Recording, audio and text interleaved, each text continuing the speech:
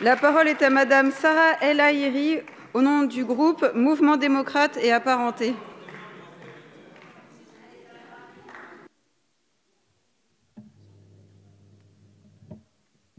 Madame la Présidente, Monsieur le Ministre, Madame la Ministre, Mesdames les rapporteurs, Monsieur le rapporteur, mes chers collègues, la mission que nous allons examiner ce soir regroupe bien des aspects de nos politiques publiques. Et je me contenterai d'en prendre quelques points uniquement. Avec le programme 165, le besoin constant d'une plus grande présence des juridictions administratives sur nos territoires a été entendu.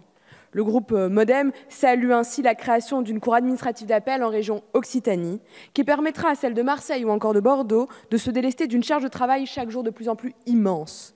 Par ailleurs, l'augmentation des crédits de paiement permettra de répondre efficacement, et c'est bien là le sens, aux nouvelles mesures proposées dans le cadre de la réforme du droit d'asile engagée en cette fin d'année.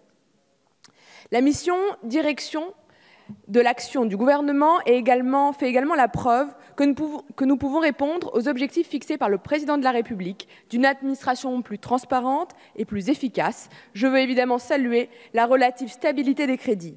Concernant les autorités administratives indépendantes, je pense en particulier à la CNIL ou encore à la HATVP, nous leur donnons les moyens de travailler pleinement leurs missions qui leur sont confiées et de plus en plus de moyens humains, ce qui me paraît important et utile. Cependant, Monsieur le Ministre, je profite de cette tribune pour rappeler les exigences du groupe Mouvement démocrate que vous connaissez en ce qui concerne les autorités administratives indépendantes.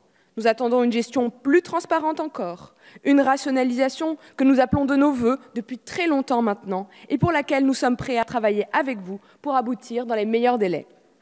Troisième point qui nous paraît important, la mission investissement d'avenir.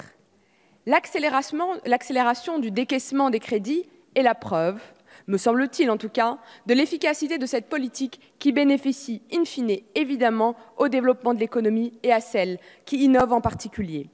Elle renforce notre compétitivité et bénéficie à nos territoires et nous ne pouvons que nous en féliciter.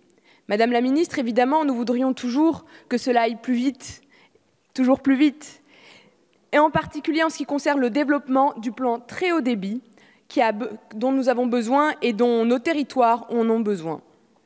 Enfin, je souhaite évoquer avec vous la mission pouvoir public. Les efforts de sincérisation que la présentation des crédits de paiement pour cette mission traduit sont bons pour notre démocratie. Très concrètement, l'application des normes de gestion comptable pour la mission pouvoir public met fin aux dernières zones opaques dans la gestion de nos institutions. C'est l'effort dont il convient de féliciter. Sur le fond, évidemment, on peut souligner la constance des crédits. Mais est-ce que c'est vraiment bien, finalement ? Concernant l'Assemblée nationale, moi, j'en suis pas sûre, Monsieur le Ministre. J'en suis pas sûre parce que, certes, l'affichage est correct, la démocratie n'engendre pas de coûts supplémentaires, mais j'ai envie de dire, et alors ? Au Mouvement démocrate, nous considérons que les moyens pour travailler au sein du Parlement sont insuffisants, Monsieur le Ministre. Je parle des moyens humains, des moyens techniques, des moyens technologiques, des moyens dont nous pouvons nous doter pour mieux évaluer, encore mieux préparer nos amendements. La preuve en est d'ailleurs que chaque année, nous prenons sur les réserves presque 1/10 du budget. Que se passera-t-il, Monsieur le Ministre, quand les réserves seront épuisées ? Il faudra alors demander une augmentation très conséquente de cette dotation et je ne suis pas sûre que ce soit de bonne gestion. Les Français souhaitent, à juste titre, une gestion rigoureuse et efficace, évidemment plus transparente, mais je ne suis pas sûre qu'au bout du compte, ils nous donnent raison malheureusement. Parce qu'il nous faut aussi gagner à la fois en efficience et en transparence. Par contre, le combat pour une meilleure condition de travail et plus de moyens d'évaluation sont bons. C'est parce que notre Assemblée saura tenir parfaitement son rôle de contrôle de l'action du gouvernement, parce qu'elle légiférera avec plus de moyens, Monsieur le Ministre, que les Français, je pense, retrouveront la confiance pleine et entière dans nos institutions.